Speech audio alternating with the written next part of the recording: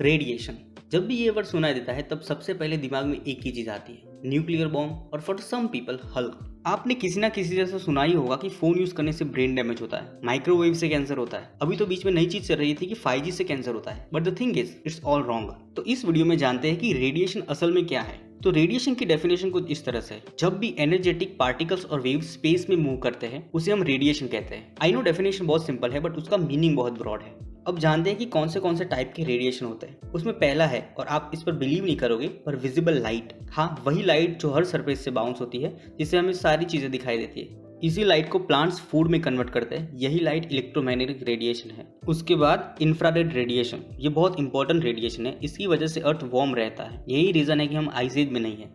Then microwaves, हाँ, जिससे आपका खाना गर्म होता है। आपके मोबाइल फोन भी माइक्रोवेव का यूज करते हैं। आपने बहुत टाइम सुना होगा कि माइक्रोवेव से कैंसर होता है। इसके पीछे बहुत सारी स्टडीज भी हुई है और इससे पता चला कि they probably do not cause cancer and WHO ने नीड मोर स्टडी कैटेगरी में रखा है। तो माइक्रोवेव कैंसर नहीं होता है, डोंट वरी। उसके बाद है radio waves which carry, yes you are right, radio signals. उसके साथ 4G 5G, आपका जो वाईफाई है वो भी इसी से चलता है। और एंड में है लो फ्रीक्वेंसी वेव, जो ज्यादा यूजफुल नहीं है बट वो अपनी लो फ्रीक्वेंसी में रहती है और किसी को हार्म नहीं करती, तो अच्छा है ये भी।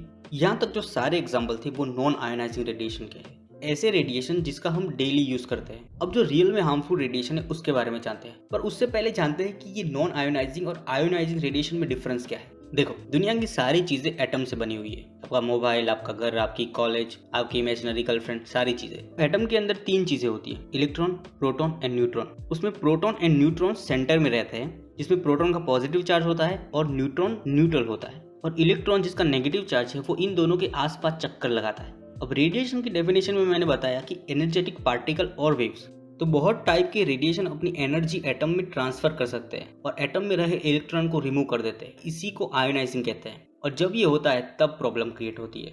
इसमें पहला है x ray. Yes, it's a type of radiation जिसकी आपकी टूटी हुई हड्डी के बारे में पता चलता है।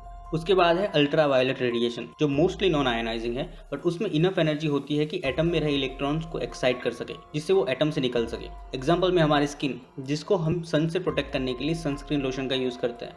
And last, the worst kind is gamma rays, because unlike ultraviolet जिसको हम सनस्क्रीन लोशन का यूज करके ब्लॉक कर सकते हैं, गैमा रेज मोस्टली सारे मटेरियल से पास हो सकते हैं और आपके DNA में रहे एटम को भी आयोनाइज कर सकते हैं, which can lead us to death और मेक यू हल्क।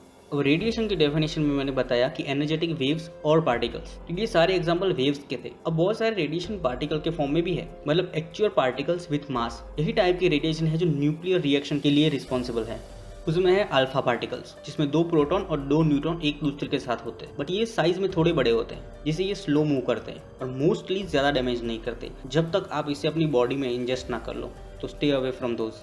उसके बाद है बीटा पार्टिकल्स, जिसमें एनर्जेटिक इलेक्ट्रॉन्स होते हैं जो अल्फा पार्टिकल से ज्यादा आयोनाइजिंग होते हैं और गैमा रेज से कम, और ये भी सीरियस डैमेज कर सकते हैं। सारे न्यूक्लियर रेडिएशन आयोनाइजिंग होते हैं, उसमें gamma rays, X-ray and high energy ultraviolet आते हैं। उसके कंपेयर में सेलफोन और माइक्रोवेव के रेडिएशन लोअर एंड में होते हैं, जो कंप्लीटली नॉन आयोनाइजिंग है। And thing is, we are expose daily to lower level of ionizing radiation, जो नेचुरल और मैन मेड सोर्स से मिलता है। हमारी बॉडी ऐसे स्मॉल आयोनाइजिंग रेडिएशन को रिपेयर कर देती है, बट प्रॉब्लम तभी क्रिएट होती है जब किसी को भी आयोनाइजिंग रेडिएशन का बहुत बड़ा डोज शॉर्ट टाइम में मिले, जो बॉडी की नेचुरली रिपेयर करने की एबिलिटी को ओवरवेलम कर दे।